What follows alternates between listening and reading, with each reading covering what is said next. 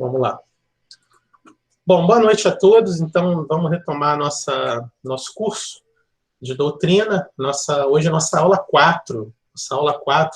Então, eu falava com o pessoal que estava aí já esperando, né? Hoje vai ser uma aula um pouquinho mais densa, porque, na verdade, a gente está juntando duas aulas, né? Por questões de cronograma, enfim, né? Então, hoje nosso desafio vai ser condensar esses dois textos, que são grandes, nessa única aula, mas é possível, plenamente possível, né? Vamos lá, juntos a gente vai conseguir aqui, se Deus quiser, né? É isso. Bom, então, aqui a nossa página inicial nosso título da aula, né? Então, hoje eu vou falar sobre a criação, né, e a queda, né, o pecado original, e um pouco de antropologia bíblica, né? Enfim, que é exatamente isso, a natureza do homem ao ser criado e tal. Então, a gente vai tratar um pouquinho desses temas aqui. De vez em quando eu vou ter que sair aqui para poder ir botando as pessoas para dentro e vamos em frente, vamos embora, né? Bom, então, relembrando um pouco, na aula passada, a gente... Nas aulas passadas, na verdade, né, enfim, mas sobretudo na aula passada, a gente tratou de Deus, enfim, né, da intimidade de Deus, falávamos disso, né? E essa aula de hoje ela começa mais ou menos do ponto que a gente terminou na aula anterior, né? Então falávamos fizemos até aquela distinção entre as chamadas ações que permanecem dentro de Deus, né? Que, portanto, aquelas relações entre Deus que dão origem às pessoas divinas, e a ação de Deus para fora, que é uma obra trinitária, como até vamos rever hoje, né? Que é a criação, que é sobretudo a criação, não só a criação, né? Mas hoje vamos tratar especificamente da ação ad extra, né? Por excelência, que é a obra da criação, tá? Só mais uma vez um aviso aqui, lembrar as pessoas de, por gentileza, desligar o microfone, tá? Só qualquer coisa eu desligo aqui, mas eu agradeço se vocês puderem fazer isso para mim. Vamos lá, retomando aqui, então. Então, enfim, a história da criação, ela dá início à própria história, de um modo geral. Não só a história humana, né, mas a história de um modo geral. Deus, ele é criador, inclusive, do tempo. Deus criou todas as coisas, inclusive o próprio tempo. E essa história, ela irá culminar com os eventos, toda a narrativa da vida de Cristo, tá? Então, não somente a encarnação, né? Mas toda a vida de Cristo, digamos assim, ela está no centro da história. Então, toda a história humana, toda a história, mais do que a história humana, né? Toda a história universal, ela se encaminha, ela tem o seu centro, né? O seu cerne na vida de Cristo, né? Sobretudo nos episódios do mistério pascal, da paixão, a morte e ressurreição de Cristo. Mas, enfim, toda a vida de Cristo, digamos assim. Tá? As ideias, né, assim, as narrativas acerca as reflexões acerca da criação, elas nos levam a responder aquelas primeiras perguntas formuladas sobre a origem de tudo e sobre o fim, né? Sobre aquele famoso que se diz em filosofia, né? De onde viemos e para onde vamos, né? Assim, alguns formulam dessa forma. Então, o estudo da criação, ele, digamos assim, nos leva a meditar sobre esses aspectos, tá bom? A criação tal qual nós temos, sobretudo a partir da revelação judaico-cristã, né, da revelação feita por Deus, é uma grande novidade, né? Então, se antes, naqueles povos, né, digamos assim, naquelas manifestações religiosas anteriores, né? Então, normalmente se pensava, né, enfim, em termos de mitos e tudo mais, né? Então, aquelas narrativas mitológicas e tudo mais. Não, Deus, de fato, se revela, como falávamos algumas semanas atrás, né? E dentre dos elementos da revelação, ele também revela como se deu a criação. Então, nós temos lá no início da Sagrada Escritura, as primeiras páginas da Sagrada Escritura, do livro do Gênesis, que é o livro que inaugura a nossa Bíblia católica, né? Enfim, inaugura também a Torá, né? o Pentateuco, enfim, né? Dão conta da narrativa da criação de Deus, da criação do universo. Tá? Conhecer e refletir sobre a verdade da criação pode até, digamos assim, nos ajudar, eventualmente, até no diálogo com pessoas que estejam aí dando seus primeiros passos na fé, como, por exemplo, fez São Paulo, né? São Paulo, lembremos, né, que São Paulo, ao chegar em Atenas, então, onde, digamos assim, havia uma grande racionalidade, então, né, aquela profusão de pensadores e tudo mais, e aí ele tem aquele episódio célebre, né, que ele chega em Atenas e aí se depara com várias divindades e tinha lá um Deus desconhecido, né, e aí depois ele usa aquilo como a forma, né, como ponto de partida para a sua pregação. Muito interessante, né, digamos assim, o método, né, utilizado por São Paulo. Ele diz, olha, eu estou aqui para pregar sobre esse Deus desconhecido que vocês têm ali, né, na praça e tudo mais, enfim, muito interessante.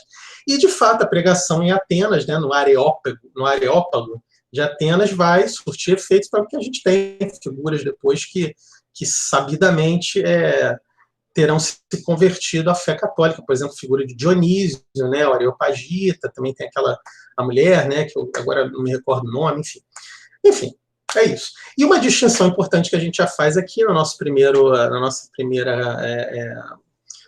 tela é a distinção entre a criação como o ato criador. Então, a gente chama, né, a criação, quando a gente usa o termo criação ele se refere a esse ato criador de Deus, então aquele ato que do nada Deus cria todas as coisas, tá? Então, quando se fala em criação, se refere a isso. Mas também falar em criação também é falar de toda a realidade criada, né? Digamos assim, do resultado deste ato criador que temos diante dos nossos olhos. Tá? É isso. Bom, olhando para a criação sob o aspecto do ato criador, a gente deve reconhecer, em primeiro lugar, que, como já foi falado na aula anterior, é uma ação trinitária, embora, evidentemente, a gente atribua isso papéis específicos a algumas pessoas, mas é uma ação que oriunda de toda a Trindade. Deus é trino, tá? Então, enfim, toda ação criadora de Deus, ela é também uma ação trinitária, e a gente pode até, da própria meditação acerca dos atributos de Deus e tudo mais, a gente costuma até relacionar as pessoas. Então, por exemplo, quando a gente pensa que Deus criou todas as coisas do nada, então pensamos na onipotência, né?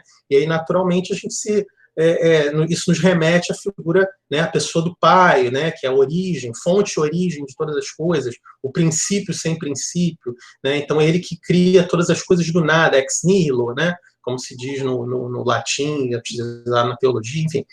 Mas também é obra da sabedoria de Deus, da inteligência de Deus, né, do logos divino. E o logos divino, como está clarissimamente explicitado no início, logo na abertura do Evangelho de João, enfim, o verbo de Deus, a segunda pessoa da Trindade, o Filho. Então, e assim professa o credo, né? Por ele todas as coisas foram feitas. Então, por Jesus Cristo, segunda pessoa da Trindade, todas as coisas foram feitas.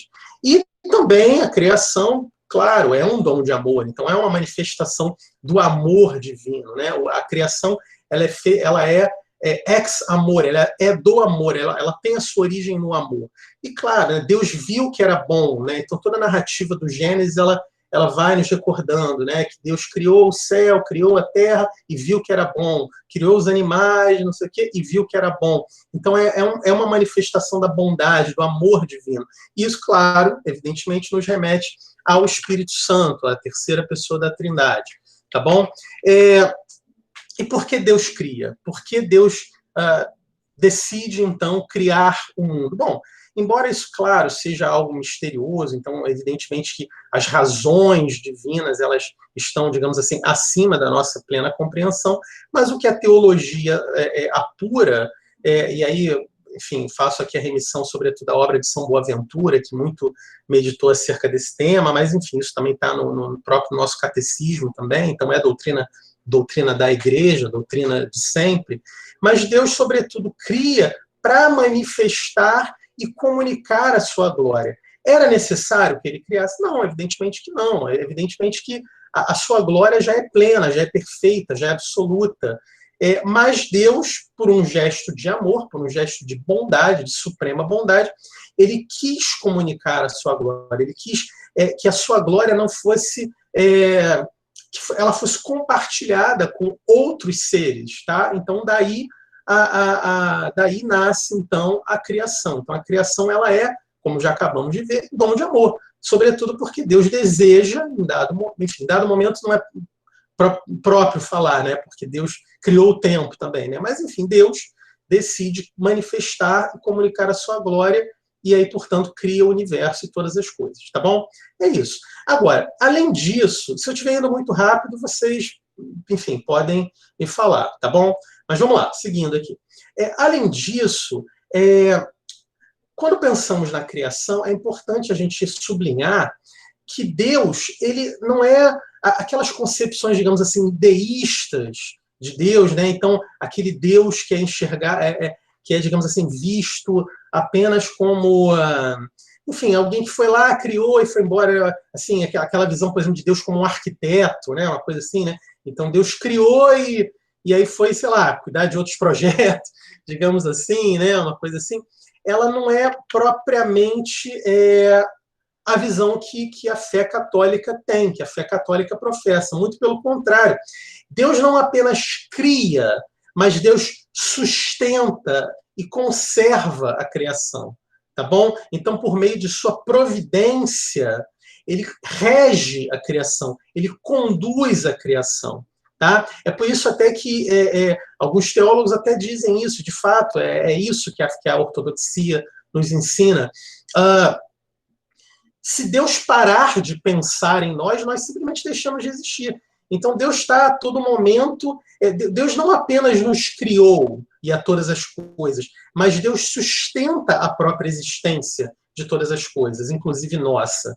Deus cria, dá o ser e sustenta o ser, tá bom? É por isso que é tão importante até a gente buscar ter também digamos assim, esse trato constante com Deus, porque se Deus está pensando em nós o tempo todo, então nós também devemos buscar pensar mais em Deus, né? A gente às vezes esquece, ele não esquece da gente, né? E a prova disso é que a gente está aqui, tá? Mas às vezes a gente esquece dele, né? Mas enfim, então lembrar que Deus conserva e conduz a criação por meio de sua providência, tá bom?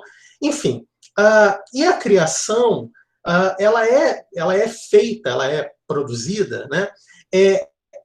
Em direção a uma meta, ou seja, num estágio de caminhada, tá bom? Então, como se diz na teologia, né? In statu vie, né? Quer dizer, num estado de caminhada, como se fosse numa estrada, digamos assim, né? Via é estrada, é caminhada, enfim, caminho. E ele se vale a todo momento das chamadas causas segundas, tá bom? Então, Deus é a causa primeira, mas ele se vale no governo da criação, na conservação da criação e também na própria, digamos assim, enfim, na criação também, né? Ele vai se valendo de causas segundas. Um grande exemplo disso, lembro aqui a aula do Gustavo. Gustavo falou, por exemplo, sobre a Sagrada Escritura, e ele nos ensinava que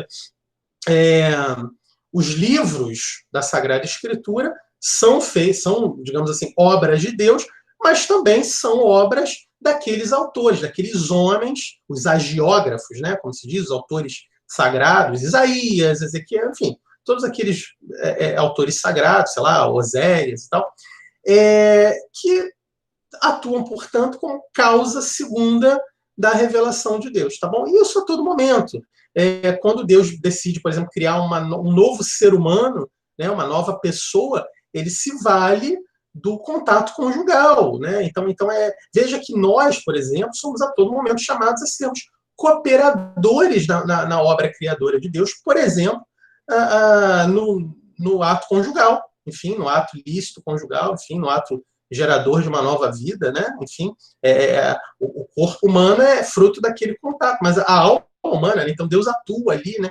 Enfim, não vamos nos adentrar aqui na teologia do matrimônio, não nesse momento, né? Haverá um momento para isso, mas enfim, fica a reflexão.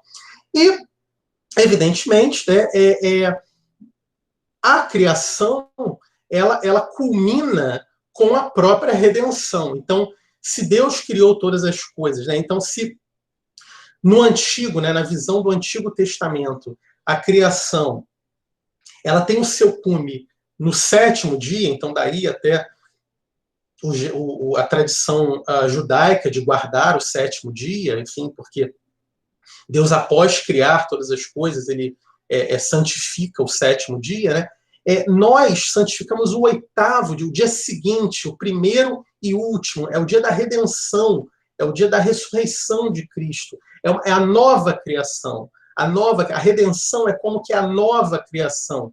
Né? Lembra aqui do lema de São Pio X, né? Restaurar todas as coisas em Cristo. Então, a redenção operada pela pessoa do Verbo, enfim, por Deus, mas consubstanciada de alguma forma ali no sacrifício do Verbo divino, da pessoa de Cristo, é uma nova criação, é uma nova criação. O homem redimido, podemos até afirmar isso, o homem redimido ele é maior do que o homem criado, né? Enfim, mas iremos tratar disso nas aulas subsequentes.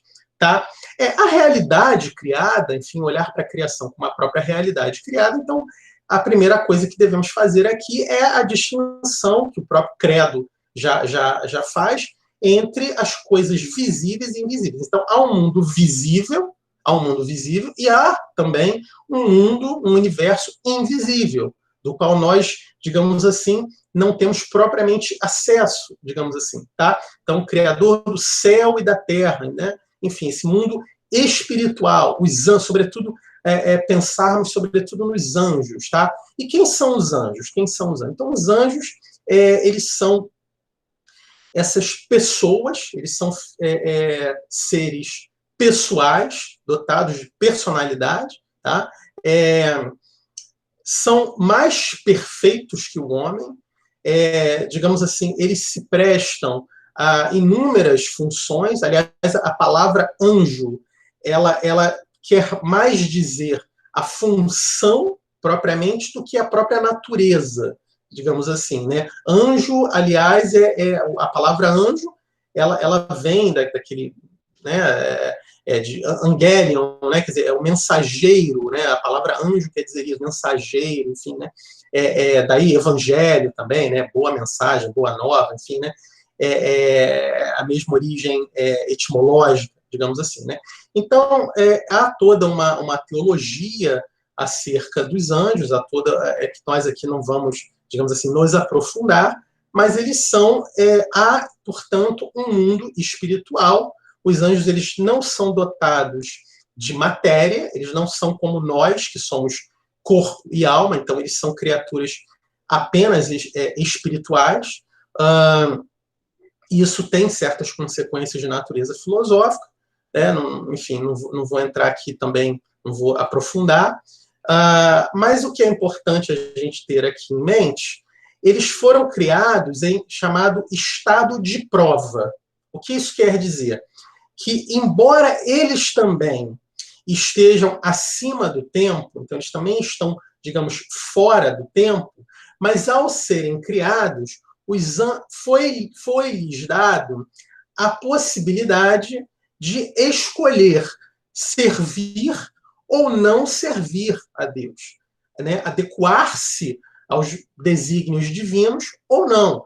E houve alguns, e temos isso na própria Sagrada Escritura, houve alguns, muitos, né? Mas, enfim, não todos, certamente não todos, muito menos do que a maioria, provavelmente, né? Que se rebelaram e aí deram o seu brado de não servirei. A tradição até costuma dizer isso, né? Non serviam, né? Não servirei. o brado de Satanás, né, do inimigo, né, diabo é o que divide, enfim, né? E aí um grupo de anjos liderados, possivelmente por esse anjo cuja hierarquia, digamos assim, era mais elevada, né, enfim, é, é, estava mais próximo da perfeição total, da perfeição de Deus. Ele, portanto, ao cair, também caiu mais fundo, evidentemente, né? Mas também outros, né? Então, Satanás, é o demônio e seus asséculas, né? Então, há uma pluralidade, né? Não foi apenas um, foram vários, né? Mas, certamente, a maioria, ao contrário, né? Professou o seu servirei, né? Serviam, né?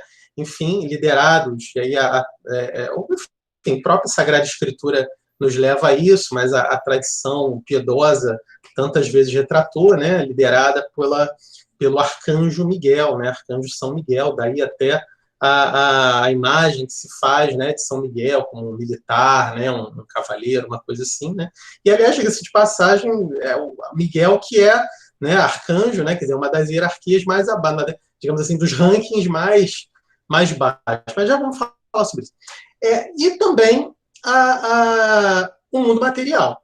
O mundo material. E o mundo material, ele é dotado de uma beleza, de uma dignidade, que certamente nos remete a Deus. Então, a contemplação da realidade do mundo material, ela nos remete a Deus. Falamos sobre isso na primeira aula, né? A primeira aula, de alguma forma, tratou desse tema, de como, ao contemplarmos a natureza, ao contemplarmos a beleza da criação, isso certamente nos leva à conclusão, inclusive, acerca da existência de Deus, né?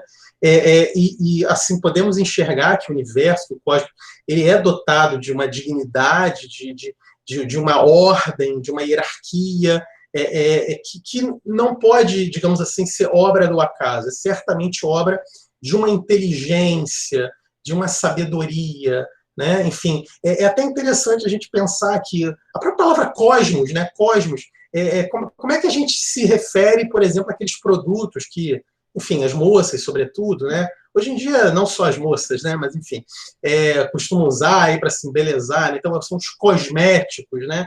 Enfim, então há uma beleza, né? Então é a mesma origem etimológica e tal, enfim. Enfim, né? Então há uma beleza, há uma dignidade que nos remete a Deus, que se traduz nessa ordem, nessa hierarquia, tá? Que também existe no mundo invisível, falava sobre isso, né? Enfim, aí temos lá a hierarquia dos anjos, que eu, enfim, né, não vou adentrar aqui, mas está na obra de São Tomás de Aquino, né? Enfim, então, sei lá, querubim, serafim, tronos, potestades, enfim, né? Até os mais inferiores, né? Arcanjo e anjo, né? Enfim. Vamos lá. E o cume da obra criadora de Deus se dá, né? Digamos, o ápice da obra criadora de Deus se dá com a criação do ser humano, tá? Então, o ser humano, ele de alguma forma, ele ocupa, portanto, esse cume, esse ápice da criação né, do mundo material. Então, o ser humano, ele é o ser criado, ele imediatamente é colocado no topo da criação no mundo material, tá bom? Em termos de perfeição, estamos abaixo dos anjos, né, com exceção de um único ser humano, né? Na verdade, dois, né? Enfim, Jesus também era ser humano, né? Mas com exceção de Maria, né, todos os seres humanos eles estão muito abaixo da dignidade, da perfeição dos anjos, com exceção de Maria, né?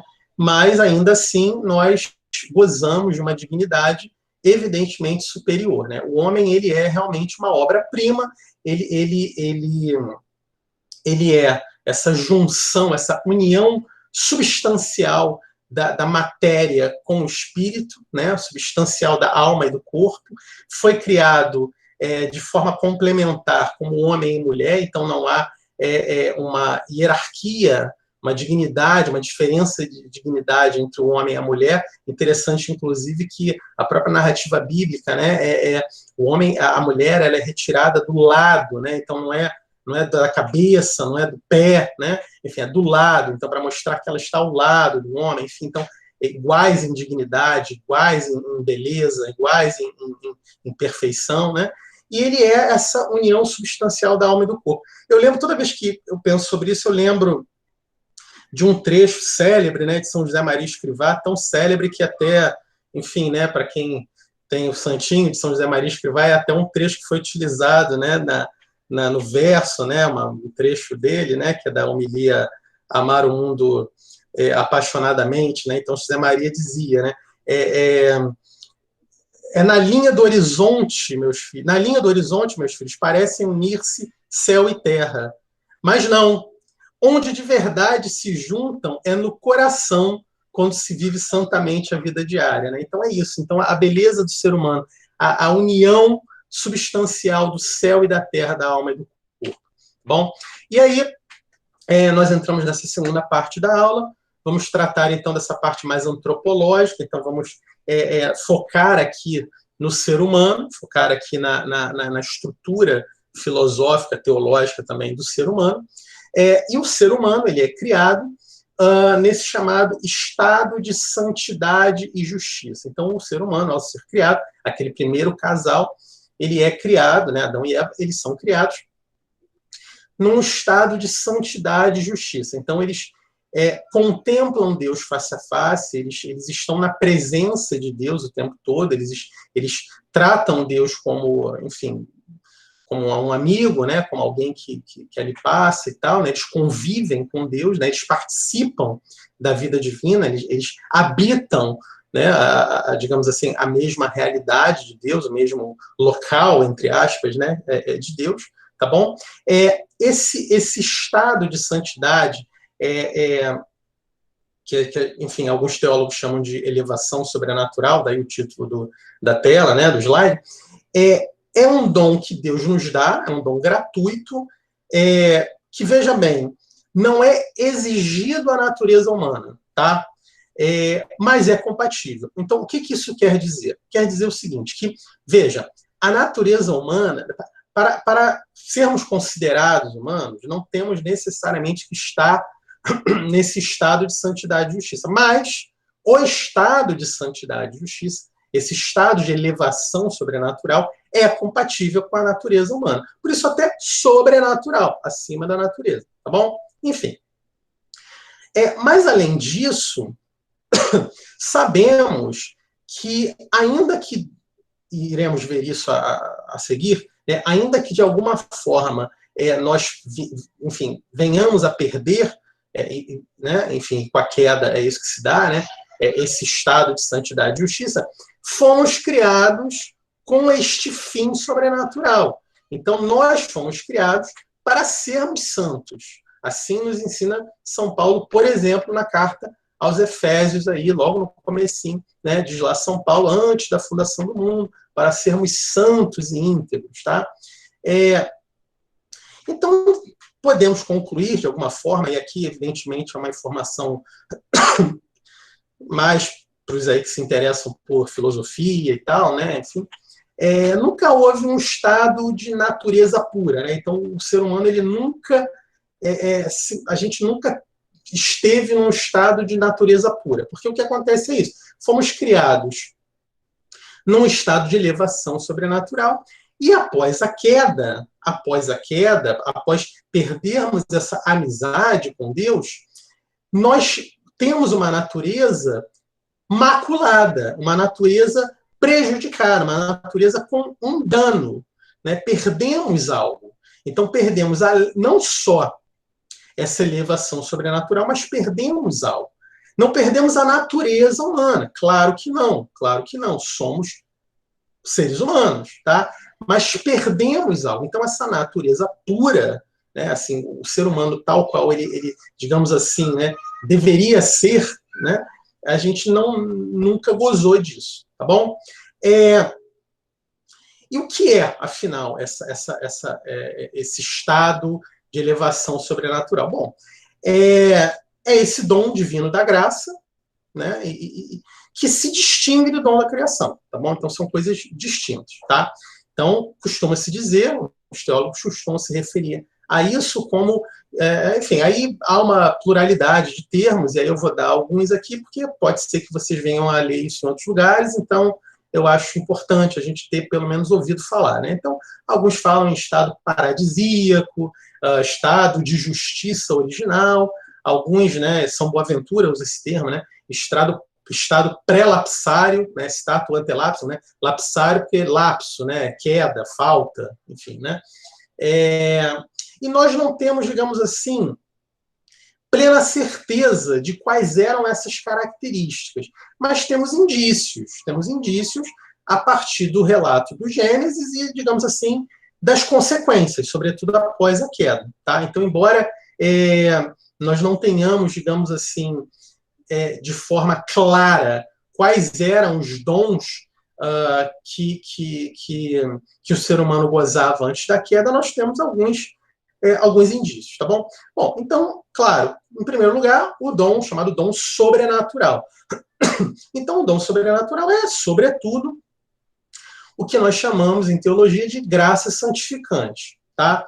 Esse termo graça santificante merecerá, daqui a algumas semanas, uma aula um pouco mais detida, já quando estivermos falando de teologia moral e tal. Então, eu peço que vocês guardem aí, enfim, aos que já conhecem o termo, ótimo, né? Mas aos que eventualmente ainda não conheçam, que guardem um pouco, iremos tratar da questão da graça mais adiante no curso, então fiquem tranquilos, tá? E que aqui, digamos assim, para o momento em que a gente está, se confunde de alguma forma com a própria filiação divina, tá? Podemos até fazer aí essa assertiva, tá? E os dons do Espírito Santo. Aqueles dons do Espírito Santo que meditávamos aí, enfim, em preparação para a festa de Pentecostes, por exemplo, né? Enfim, então, aqueles dons do Espírito Santo que, no estado paradisíaco, era gozado por aquele casal em grau muito maior. Então, podemos afirmar, sem medo de errar, que aquele primeiro casal, antes da queda, ele gozava desses dons do Espírito Santo em um grau muito mais elevado. É por isso até que o pecado de Adão e Eva, ele tem consequências tão graves, porque, enfim, de forma simples, né? A quem muito é dado, muito é cobrado, né? Enfim, digamos, o grau de ciência, o grau de entendimento de que eles gozavam era muito superior aos nossos. Então, a desobediência, que de alguma forma o resumo do pecado original, falaremos sobre isso daqui a alguns minutos, é mais grave por conta desses dons no grau em que eles gozavam, tá bom? E também o primeiro casal, Adão e Eva, eles também gozavam, assim conclui a teologia, de alguns dos chamados dons préternaturais, ou seja, não são dons que estão acima da natureza humana, né? Mas eles são, digamos assim, expansões da natureza humana, podemos afirmar mais ou menos dessa forma. Então, são eles, esses são os que a gente conhece, né? Como eu disse, a gente tem indícios. Então, o primeiro casal, ele gozava do dom da imortalidade, né, que na verdade se traduz pela possibilidade de não morrer, né? Então a imortalidade aqui, ela não é aquela imortalidade, sei lá, do Superman, né? Enfim, não é isso, né? Não morre, né? Se cai um prédio e tal, não vou morrer, não é isso, né? Mas é poder não morrer. Então eles não precisariam passar pela morte, como nós temos que passar, tá? Então todos nós, pós-queda, precisamos, de alguma forma, em dado momento, né, o corpo ele se deteriora e precisamos morrer, tá bom? Os primeiros seres humanos, não. O primeiro casal, não. Eles gozavam da imortalidade, portanto, eles poderiam não morrer, tá? A chamada impassibilidade, que é o seguinte, né, impassibilidade, ou seja, ser impassível, não se sujeitar à dor, ao sofrimento, né? Passibilidade, passio, né? Paixão, pathos, né? Patologia, enfim, né? Então eles não se sujeitavam a dores, a sofrimentos, a doenças, né? Então eles eram impassíveis, tá bom? E além de tudo, eles eram íntegros. O que isso quer dizer? Quer dizer que não havia, digamos assim, essa dificuldade, essa desordem que nós temos no equilíbrio das nossas paixões, das nossas faculdades superiores, enfim, né?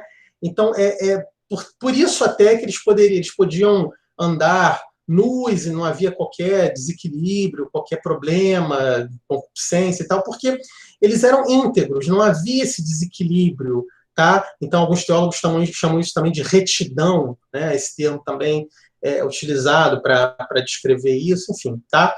E alguns outros teólogos, alguns outros autores também falam da chamada ciência infusa, então, a capacidade, né, plena capacidade de conhecer as coisas, né, todas as coisas, e também o domínio perfeito sobre as demais criaturas. Então, sem esforços, né, porque Deus dá ao ser humano a gestão, né, para usar um termo, né, muito utilizado hoje em dia, né, mas dá o comando da administração da criação. Então, isso seria, segundo alguns teólogos, exercido de forma perfeita por aqueles primeiros seres humanos, tá bom? Então não haveria, digamos, um esforço, tem que domar o cavalo, não, né? Não precisa, né?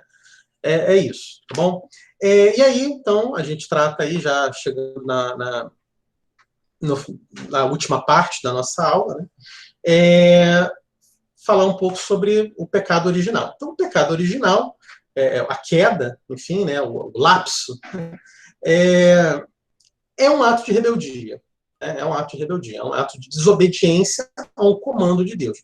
Evidentemente, há algumas tradições que, enfim, se preocupam muito com a questão do ato pecaminoso em si, né? Então teria sido um ato até de cunho sexual e tal. Enfim, as melhores tradições não vão por aí, né? As melhores reflexões teológicas não vão por aí, mas há também quem fale, por exemplo, na questão da gula, então se preocupe em levar isso em consideração. Claro, enfim, não dizendo que isso não é importante, mas para nós aqui, o que é preciso que a gente tenha em mente é que o pecado original, ele é sobretudo uma rebeldia, né? Quer dizer, havia um comando, então Deus havia lhes dado um comando e eles, de alguma forma, desobedecem a esse comando, eles se rebelam a esse comando, tá? E a consequência dessa desobediência é a perda dos dons sobrenaturais e preternaturais, tá? Então, perde-se, portanto, a graça, né? E, além disso, a harmonia com a criação. Então, o homem precisa, portanto, sofrer ao trabalhar, precisa, né, o trabalho. Embora, veja, o trabalho, né, o homem, isso é importante falar, embora não esteja aí, né, mas o homem ele é criado para trabalhar, tanto que antes da narrativa da queda, há o trecho do Gênesis que diz lá, né, que o homem foi colocado para cultivar, né, para fazer o bosque lá, enfim, né, a lavoura e tal, dar frutos. Então ele é colocado para trabalhar, né, com a finalidade de trabalhar, tá bom? Então há, portanto, até toda uma teologia acerca do trabalho, que é o fim do homem, que é a necessidade maior do homem e tal. Mas o esforço que isso exige, né, quer dizer, as consequências que o trabalho gera na natureza humana, então o cansaço e tudo mais, isso de alguma forma é uma consequência do pecado original, tá? E essa desarmonia, enfim, até interna, né, das faculdades e tal, né, enfim, que até mencionávamos na tela anterior, tá? Então, a natureza humana, ela resta, portanto, danificada. Há uma mancha, assim diz a teologia, né? Há uma mancha decorrente do pecado original, embora não se perca, já havia falado sobre isso, a natureza humana, tá bom? Além disso, o pecado original, ele tem um cunho também de uma aceitação de uma tentação que é instigada pelo demônio. E a serpente, isso sabemos disso, a serpente é o demônio. A serpente é aquele mesmo dragão do livro do Apocalipse, né? O próprio livro do Apocalipse diz lá, né? O dragão, a primitiva serpente, enfim, né? Então, o último livro com o primeiro, né? Faz essa relação e tal. E isso se dá porque houve o pecado angélico anterior. Então, há, né, anjos que decaíram, falávamos sobre isso minutos atrás, né, e que esse pecado angélico também, de não servir e tudo mais. Então, o pecado original, ele é, de alguma forma, uma aceitação dessa tentação humana. Porque, veja, embora a partir daí o homem ele vá, em toda a sua história, estar marcado também, isso é uma consequência também do pecado original, né? Ele vai estar, digamos assim, sob o jugo dessa influência do maligno, mas é importante a gente ter em mente que a influência demoníaca ela jamais age sobre, digamos assim, ela não atenta contra a liberdade, ela não retira a liberdade. Então, o homem, por maior que seja a tentação a qual ele é submetido, ele sempre lhe é dada a possibilidade de resistir. Tá? Isso é também verdade de fé. Deus jamais permite, Deus por algum motivo, também, enfim, misterioso, permite que o maligno exerça influência sobre o homem. Mas essa influência, ela é sempre limitada às forças do homem. Isso enfim, o lado bom da história, digamos assim. Tá? Mas, de alguma forma, Deus permite a influência do maligno, porque Deus sempre pode retirar de qualquer mal um bem maior. E isso já se verifica na própria narrativa da queda no livro do Gênesis, como quando temos lá, quando nos deparamos com esse trecho, esse célebre trecho da Sagrada Escritura, né, que é o versículo 15 do capítulo 3, que é o chamado proto-evangelho, o primeiro evangelho, né? Ou seja, o primeiro anúncio da redenção humana. Então, Deus, ao decretar a queda do homem e da serpente também, né? Enfim, das consequências que advirão para a serpente também, Deus anuncia já naquele momento que virá um Salvador, que no fim a serpente terá a sua cabeça esmagada pela descendência da mulher. É por isso até que a nobre piedade, a bela piedade artística, cristã, enfim, né, tantas vezes retratou Nossa Senhora, Maria, a mãe de Cristo, como uma mulher com uma serpente no pé, né, assim, sendo pisada. Então é muito comum vocês verem nas igrejas quadros de Nossa Senhora com uma cobra, né, uma cobrinha sendo esmagada ali no pé dela e tal, né? Enfim, é muito comum essa imagem, ela nos remete exatamente a esse trecho do livro do Gênesis, tá bom? Então, veja que já daquele momento ali tremendo do começo da história humana, Deus já anuncia que, enfim, virá um Salvador, tá? Então, Deus sempre pode retirar dos maiores males um bem, né? E Deus, enfim, e aí começa a triste história humana, enfim, triste, mas também feliz história humana, né? E aí as consequências de toda aquela desordem, então já, enfim, na página seguinte, né, teremos, enfim, o assassinato de Abel por seu irmão Caim, e aí, enfim, todas as desordens, os problemas, enfim, que marcarão a história humana, mas Deus jamais abandona a sua criatura, Deus sempre vai ao encontro. Então, a história da salvação ela é uma história sempre de um Deus que vai ao encontro, mesmo que tantas vezes o homem, digamos assim, rompa aquelas alianças que faz com Deus, né? Então, tantas vezes Deus promove alianças com o povo, essas alianças são sempre rompidas pelo povo, pelos homens, né?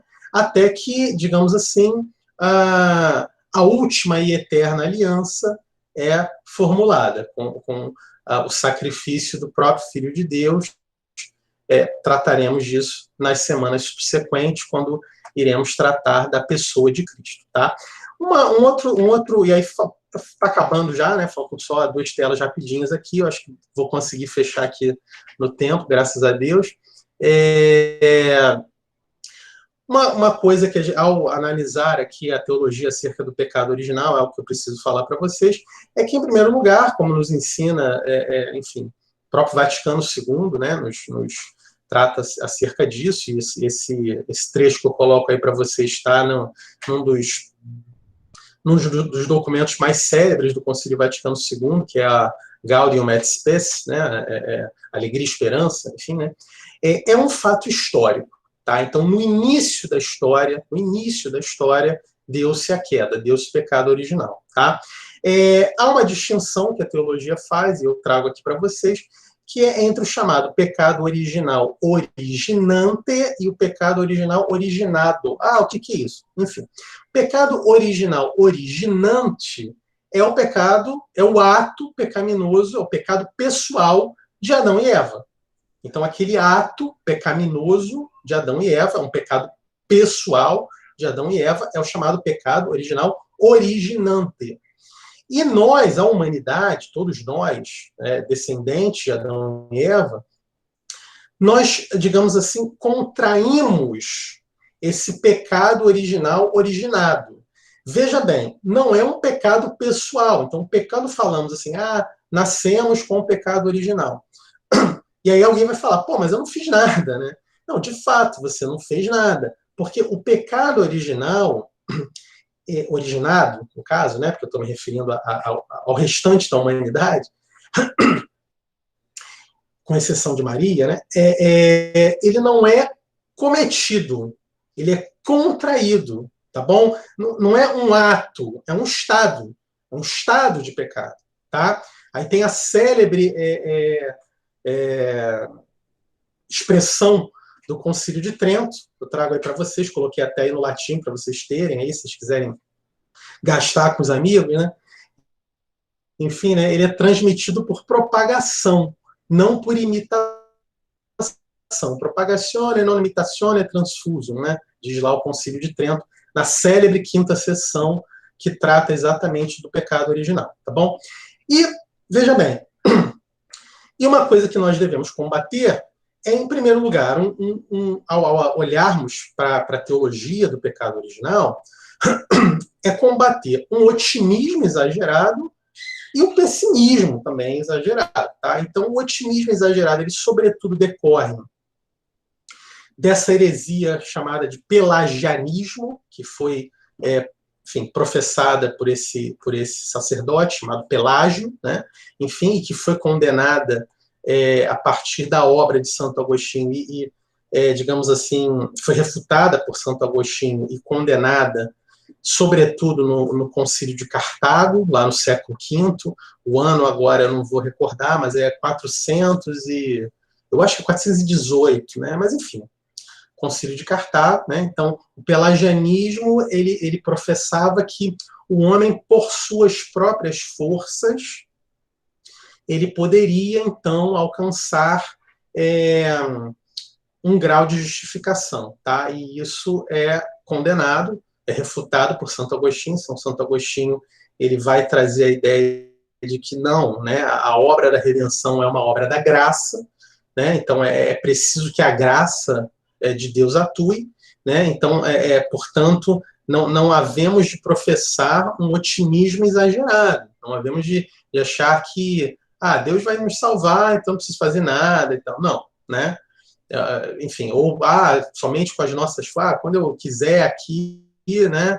E tal, isso me lembra até, enfim, sem querer entrar em questões aqui pessoais, né? Mas eu lembro a figura da pessoa que às vezes tem um vício qualquer, né? Enfim, sei lá, né? A hora que eu quiser eu largo, né, e tal. Não é bem assim, né? Às vezes você precisa realmente de uma ajuda e tal. E assim é a graça, né? Mas, por outro lado, também devemos combater esse pessimismo existencial, tipo assim, a natureza humana ela já é decaída mesmo, então não tem muito o que fazer, e aí, né, enfim, em consequência disso, não resta muito a ser feito, né? E o Concílio de Trento, 1000 anos depois, né? 1000 anos depois do Concílio, quase 1000 anos, um pouco mais, né? 1000 anos depois aí do Concílio de Cartago, né? ele vai, digamos assim, tratar dessa questão, sobretudo trazida à baila por Lutero e seus seguidores, enfim, né, enfim, para aquele grupo de teólogos, enfim, né, que professaram essas ideias na época, né, e o Concílio de Trento afirma ou reafirma que não, né, que de fato o ser humano, ele sim, ele goza dessa mancha do pecado original, mas o batismo ele promove uma recriação da natureza humana, né? Então daí o termo, né, relevância ontológica, porque, veja, há uma diferença da natureza ontológica, na essência do ser, né, no ser de um não batizado para um batizado. Né? Então, uma pessoa batizada, uma pessoa que tenha recebido o sacramento do batismo, ela não somente teve a sua cabeça molhadinha, não, né? Aquela pessoa, ela goza da graça santificante, aquela pessoa é filho de Deus, ela é adotada por Deus. Tá? Então, isso faz toda a diferença. Então, é um ser diferente. Embora aos nossos olhos, né, enfim, no mundo visível aquilo seja imperceptível, mas para Deus não. Né? Há um selo que é colocado sobre aquela pessoa que é batizada. Trataremos da teologia acerca do batismo quando for conveniente, quando falarmos acerca dos sacramentos, né? Mas é importante vocês já terem isso aqui. Né? Então, o batismo ele tem uma relevância na natureza do ser da pessoa. Tá bom? Então, portanto, havemos de combater também esse pessimismo existencial, de que a natureza já é decaída. Não, a natureza é decaída, mas com o batismo nós restauramos a graça santificante. Mantemos aquela concupiscência, aquela inclinação ao pecado. Vamos falar sobre o batismo adiante, tá? Então, também não vou me deter muito acerca disso. E aí, para encerrar aqui a nossa aula, bom, acerca do pecado original, ele é um fato histórico, então já falávamos sobre isso, né? Então pertence à história humana. E considerar a natureza humana como pecadora, como talvez algumas linhas teológicas de viés luterano e tal tendem a fazer, leva a uma diminuição na responsabilidade, né? Então, assim, eu não posso fazer nada, eu peco porque minha natureza humana é inclinada ao pecado, então eu peco. Né? Não, né? Enfim, há graça, há uma ação divina, há um auxílio divino que a gente pode pedir, né? Enfim, falávamos sobre os anjos e também temos, né, um presente que Deus nos dá, é um anjo da guarda, né? Enfim, alguém que também nos auxilia, que se dedica a nos levar à salvação, a nos levar a Deus, né? Então temos esse auxílio, tanto um auxílio sobrenatural, como também um auxílio, digamos assim, da igreja, enfim, da fraternidade humana, digamos assim, né? Então temos isso. Além disso, as consequências do batismo é que o cristão, ele em estado de graça, ele é de fato justo diante de Deus. Então a salvação ela é fruto da graça, claro, ela é fruto da ação de Deus, mas ela também decorre do mérito da pessoa, né, das obras da pessoa. Então há de fato a santidade. Há de fato pessoas que adquirem méritos diante de Deus, que são santas, são os santos, né? Pessoas que de fato, por terem enfim, as virtudes necessárias, né, em grau heróico, elas conseguem superar as tentações que também sofrem, sem dúvida nenhuma, e os santos sofrem tentações gravíssimas, mas conseguem superar essas tentações e se manter puros diante de Deus e oferir méritos diante de Deus, tá bom? Porque uma distinção importante é essa. O pecado ele é distinto da concupiscência. A concupiscência é algo que todos nós, lamentavelmente, né, enfim, gozamos. Né? Todos nós temos a concupiscência, todos nós somos feridos pela concupiscência, temos essa inclinação a pecar. Mas o pecado é outra coisa, é distinto. Né? Então, anuir com a tentação é outra coisa. Enfim, isso tudo será objeto do nosso tratado de teologia moral, que teremos adiante, um sacerdote irá nos dar, né? mas já fica aí a primeira reflexão. E também a reflexão acerca, para terminar, acerca da unidade do gênero humano. Né? E por que eu trago isso aqui? Porque muitas pessoas vão, talvez, falar isso, né? E a gente aqui está formando vocês também para poder, enfim, levar esses conhecimentos que vocês adquirem aqui a outras pessoas. Né? Então, alguns até dizem, mas, poxa, como é que se dá essa questão do pecado original? Eu não fiz nada, né, e tal, por que... Enfim, mas veja, essa reflexão é um fruto também de um certo individualismo que marca os nossos tempos, né? Porque se virmos a humanidade como algo maior, nós poderíamos compreender bem como se dá essa questão da transmissão. Mas já pensarmos, por exemplo, e claro, os exemplos eles sempre são imperfeitos, né? Na figura de uma herança, né? Uma pessoa que herda, por exemplo, uma fortuna, né? Enfim, ela talvez não tenha feito nada, né? Herdou algo que foi fruto do trabalho do seu pai, do seu avô, enfim, herdou. Então, ela goza dos méritos de alguém que não é ela, né? E o contrário também, né? O contrário também. Então, de repente, aquela pessoa que o herdou perde tudo, o filho, né? A terceira geração, talvez vai herdar ali dívidas e tudo mais, né? Enfim, né? uma situação mais precária e tal, né? E que também não é, digamos, fruto das suas ações, né? Mas de uma outra pessoa. Então há uma unidade do gênero humano, que hoje em dia, nesse ambiente individualista em que vivemos, talvez seja mais difícil de entender. Tá?